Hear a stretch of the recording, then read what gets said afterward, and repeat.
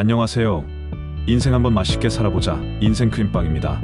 인생의 황금기를 새롭게 시작하시는 50대, 60대를 시청자 여러분, 오랜 직장 생활 정말 수고 많으셨습니다. 이제 은퇴 후 그동안 미뤄왔던 나를 위한 시간을 보내고 싶으실 텐데요. 혹시 내 사업 한번 해볼까 생각하며 편의점 창업을 떠올리고 계시진 않으신가요? 하지만 여러분, 미래만 상상하기 전에 현실이라는 냉정한 벽 앞에서 잠시 멈춰 서셔야 합니다. 오늘은 여러분의 소중한 노후 자금, 그리고 앞으로의 인생을 걸고 뛰어들어야 할지도 모르는 편의점 창업에 숨겨진 그림자를 낱낱이 파헤쳐 보겠습니다. 지금부터 시작합니다.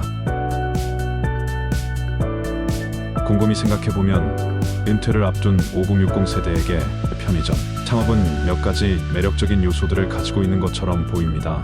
일단 비교적 적은 자본으로 시작할 수 있다는 점, 또 운영이 쉬울 것 같다는 막연한 기대감도 있습니다. 게다가 24시간 영업이라는 점은 왠지 모르게 꾸준한 수입을 보장해줄 것 같습니다. 어쩌면 오랫동안 회사라는 조직에 몸담았던 분들에게는 나만의 사업을 한다는 로망도 있을 수 있겠죠. 하지만 여러분, 다시 한번 냉정하게 생각해 봅시다. 이 모든 장점들이 과연 현실일까요?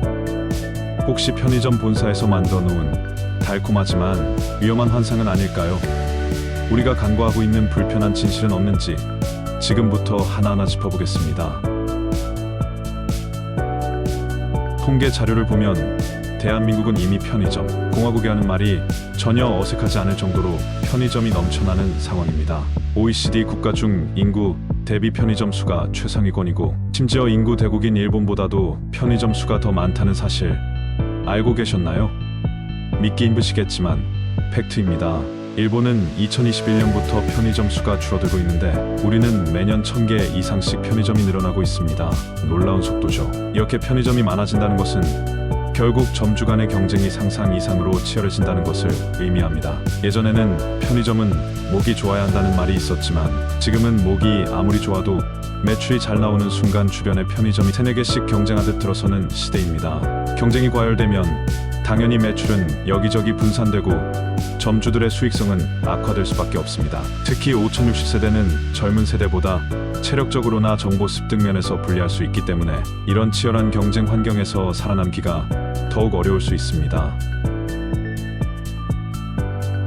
편의점 하면 24시간 불이 꺼지지 않는 이미지가 떠오르죠. 하지만 24시간 영업이 과연 점주들에게 황금알을 낳는 거일까요? 안타깝게도 현실은 정반대입니다. 대부분의 편의점에서 심야 시간 매출은 극히 저조합니다. 새벽 1시, 2시, 3시에 편의점을 찾는 손님은 정말 손에 꼽을 정도죠. 하지만 24시간 편의점을 운영하려면 야간 아르바이트생을 반드시 고용해야 합니다. 문제는 야간 아르바이트생 시급은 주간보다 훨씬 비싸고 최저임금에 야간 수당까지 챙겨주려면 인건비 부담이 눈덩이처럼 풀어납니다. 매출은 쥐꼬리만큼 오르는데 인건비는 껑충 뛰니 심야 영업은 오히려 밑 빠진 독에 물 붓기 가될 수 있습니다. 심지어 심야 적자로 문을 닫고 싶어도 계약 조건 때문에 함부로 영업시간을 줄이기도 어렵습니다. 본사에서는 24시간 영업을 원칙으로 하고 만약 점주가 심야 영업을 중단하면 이익 배분율을 낮추거나 불이익을 주는 경우가 많거든요. 더 큰 문제는 5060 세대 점주님들의 건강입니다. 은퇴 후 편안한 노후를 보내고 싶어서 창업을 선택했는데 24시간 영업 때문에 건강을 해친다면 얼마나 억울할까요? 밤낮이 바뀌는 생활, 불규칙한 식사, 과로와 스트레스는 5060 세대 건강을 급격히 악화시키는 지름길입니다. 젊은 시절처럼 밤샘 근무를 해도 끄떡없던 체력은 이제 옛말입니다. 24시간 영업은 여러분의 건강을 해치고 삶의 질을 떨어뜨리는 주범이 될 수 있다는 것을 명심해야 합니다. 편의점 창업, 초기 투자 비용만 보고 섣불리 결정해서는 절대 안 됩니다. 눈에 보이는 창업 비용 외에도 정말 다양한 비용들이 점주님들을 기다리고 있습니다. 우선 상품 구매 비용이 만만치 않습니다. 편의점은 다양한 상품을 구비해야 하기 때문에 매달 상품 구매에 상당한 돈이 들어갑니다. 특히 담배, 술 같은 상품은 마진율이 낮아서 많이 팔아도 실제 이익은 얼마 안 되는 경우가 많습니다.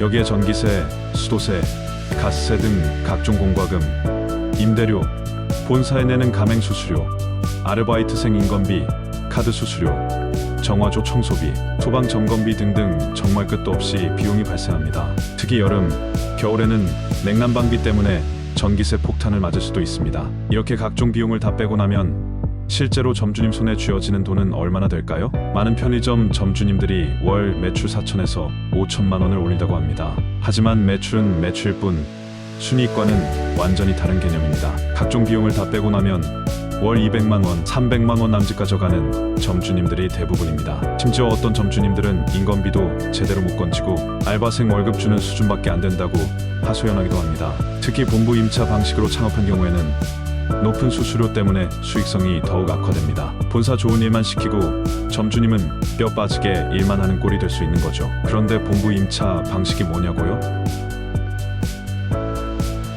편의점 창업을 고려할 때 가장 중요하게 살펴봐야 할 것 중 하나가 바로 계약 방식입니다. 편의점 프랜차이즈 계약은 크게 두 가지 방식으로 나뉩니다. 바로 점주 임차 방식과 본부 임차 방식입니다. 이 두 가지 방식은 초기 투자 비용, 수익 배분, 점주의 권리 등 모든 면에서 큰 차이를 보입니다. 점주 임차 방식 순수 가맹은 말 그대로 점주가 직접 점포를 임차하는 방식입니다. 점주가 원하는 자리에 점포를 직접 구하고 보증금, 권리금, 월세 등의 임차 비용을 모두 부담해야 합니다. 초기 투자 비용이 많이 들 수 있지만 대신 점주가 가져가는 이익 배분율이 비교적 높습니다. 일반적으로 점주 임차 방식의 수수료율은 2030% 수준으로 알려져 있습니다. 또한 점주가 점포에 대한 권리를 가지기 때문에 계약 기간 만료 후 재계약을 하지 않거나 다른 브랜드로 변경하거나 점포를 양도할 때 유리합니다. 본부 임차 방식 위탁 가맹은 점포 임대와 관련된 비용을 본사에서 부담하는 방식입니다. 본사가 점포를 임차하고 인테리어, 시설 등을 설치한 후 점주에게 운영을 위탁하는 형태입니다. 점주는 비교적 적은 초기 투자 비용으로 창업할 수 있다는 장점이 있지만 매출의 상당 부분을 본사에 수수료로 지급해야 합니다. 본부 임차 방식의 수수료율은 40에서 55% 수준으로 점주 임차 방식보다 훨씬 높습니다. 또한 점포에 대한 권리가 본사에게 있기 때문에 계약 기간 만료 후 점주는 권리금을 주장할 수 없고 점포를 본사에 반환해야 합니다. 사실상 5년, 10년 동안 월급 사장님처럼 일하는 것과 다름없는 계약이라고 할 수 있습니다. 편의점 본사들은 왜 점주들에게 본부 임차 방식, 즉 위탁 가맹을 그토록 강력 추천하는 걸까요? 겉으로는 초기 투자 비용이 적다는 점을 강조하지만 속내를 들여다보면 본사에게 압도적으로 유리한 계약이기 때문입니다. 본사 입장에서 위탁 가맹은 여러 가지 달콤한 이점을 가져다 줍니다. 우선 점포 확보가 매우 용이해집니다. 본사가 직접 점포를 임차하고 점주에게 운영만 맡기면 되니까 점포 확장 속도를 엄청나게 높일 수 있습니다. 둘째, 안정적인 수익 확보가 가능합니다. 매출의 40에서 55%를 수수료로 꼬박꼬박 챙겨가니 점포 매출이 부진해도 본사는 손해볼 일이 거의 없습니다. 셋째, 점주 통제가 용이합니다. 점포에 대한 모든 권한을 본사가 가지고 있기 때문에 점주를 마음대로 부릴 수 있습니다. 점주가 계약 조건을 조금이라도 어기면 가차없이 계약 해지를 통보하고 다른 점주로 교체하면 그만입니다. 넷째, 점포 쟁탈전 비용 절감 효과도 있습니다. 예전에는 본사끼리 좋은 자리를 차지하기 위해 경쟁적으로 점포를 물색하고 권리금을 높여가며 점포를 확보해야 했습니다. 하지만 위탁 가맹 방식이 확산되면서 본사들은 점포 쟁탈전에 돈을 쓸 필요 없이 그냥 점주만 갈아 끼우면 되는 편리한 시스템을 구축한 겁니다. 결국 본부 임차 방식은 점주에게는 독박 계약, 본사에게는 꿀 계약이라고 할 수 있습니다. 본사는 리스크는 최소화하고 이익은 극대화하는 정말 영리한 전략을 구사하고 있는 거죠. 편의점 점주님의 하루는 정말 24시간이 모자랄 정도로 고됩니다. 끊임없이 울리는 계산대, 쉴 새 없이 쏟아지는 택배, 진상, 고객 응대, 물류 정리, 청소, 재고 관리, 발주, 매출 관리 정신없이 하루를 보내다 보면 어느새 하루가 훌쩍 지나가 있습니다. 특히 5060세대 점주님들은 체력적으로 젊은 세대보다 더 힘들 수밖에 없습니다. 오랜 시간 서서 일하고 무거운 물건을 나르고 밤낮 없이 근무하다 보면 몸 여기저기 안 아픈 곳이 없을 정도입니다. 아르바이트생 관리도 큰 스트레스입니다. 요즘 젊은 친구들은 끈기가 부족해서 조금만 힘들어도 금방 그만두는 경우가 많습니다. 갑자기 아르바이트생이 그만두면 점주님이 직접 땜빵을 해야 합니다. 특히 야간 아르바이트생이 갑자기 결근이라도 하면 잠 한숨 못 자고 밤새도록 일을 해야 하는 최악의 상황을 맞이하게 됩니다. 또 일부 몰지각한 아르바이트생들은 돈만 받고 제대로 일을 안 하거나 심지어 물건을 훔쳐가는 경우도 있습니다. 폐기와의 싸움도 빼놓을 수 없습니다. 유통기한이 임박한 상품들은 제때 폐기해야 하는데 아깝다고 폐기를 미루다가는 손님들에게 불량 상품을 판매하는 꼴이 됩니다. 그렇다고 폐기를 너무 많이 하면 수익성이 악화됩니다. 폐기 수량을 적절하게 조절하는 것도 점주의 중요한 능력 중 하나입니다. 특히 날씨, 계절, 행사 등에 따라 폐기량이 달라지기 때문에 예측하기가 쉽지 않습니다. 진상 고객 때문에 힘든 점주님들도 많습니다. 술 취해서 행패 부리는 손님, 반말 찍찍하는 손님, 억지 트집 잡는 손님, 물건 훔쳐가는 손님, 별의별 진상 고객들을 다 만나게 됩니다. 친절하게 응대하려고 노력해도 돌아오는 것은 상처뿐인 경우가 많습니다. 감정 노동 강도가 정말 높은 직업이 바로 편의점 점주입니다.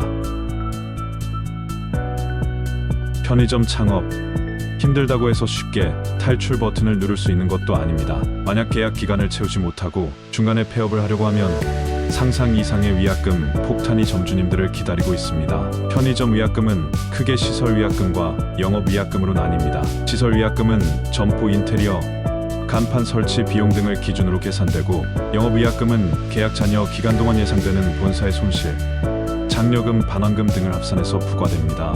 문제는 이 위약금 액수가 상상을 초월할 정도로 많다는 겁니다. 수천만 원에서 많게는 억대에 달하는 위약금을 물어야 하는 경우도 있습니다. 특히 본부 임차 방식은 위약금이 더 높게 책정되는 경향이 있습니다. 위약금 때문에 폐업하고 싶어도 섣불리 폐업하지 못하고 울며 겨자 먹기로 편의점을 계속 운영하는 점주님들이 정말 많습니다. 심지어 폐업하려고 빚까지 내서 위약금을 갚아야 하는 경우도 있습니다. 편의점 창업, 잘못 발을 들였다가는 헤어나올 수 없는 늪에 빠질 수도 있다는 것을 명심해야 합니다. 여러분, 오늘 영상에서는 50대 후반, 60대가 흔히 생각하는 편의점 창업의 낭만적인 모습 뒤에 숨겨진 냉혹한 현실을 낱낱이 파헤쳐 보았습니다. 대한민국 편의점 시장은 이미 포화 상태이고 경쟁은 날마다 치열해지고 있습니다. 주문의 시간 영업은 점주님의 건강을 해치는 족쇄가 될 수 있으며, 각종 숨겨진 비용과 낮은 수익성은 노후 자금을 위협하는 시한폭탄과 같습니다. 특히 본부 임차 방식, 즉 위탁 가맹은 본사만 대불리는 불공정한 계약 구조이며 점주님들을 빚더미에 앉힐 수 있는 위험한 덫입니다. 물론 모든 편의점 창업이 다 실패하는 것은 아닙니다. 극히 일부 정말 운이 좋은 점주님들은 성공하기도 합니다. 하지만 그런 성공 사례만 보고 섣불리 편의점 창업에 뛰어든 것은 마치 로또 당첨될 확률만 믿고 전 재산을 털어넣는 것과 다를 바 없습니다. 50대 후반, 60대는 인생에서 가장 중요한 시기입니다. 소중한 노후 자금을 잃고 건강을 해치고 빚더미에 앉게 된다면 정말 돌이킬 수 없는 후회를 하게 될지도 모릅니다. 오늘 영상이 여러분의 현명한 선택에 조금이나마 도움이 되었기를 바랍니다. 오늘 영상은 여기서 마무리하겠습니다. 구독과 좋아요 잊지 마시고 다음 영상에서 또 만나요. 감사합니다.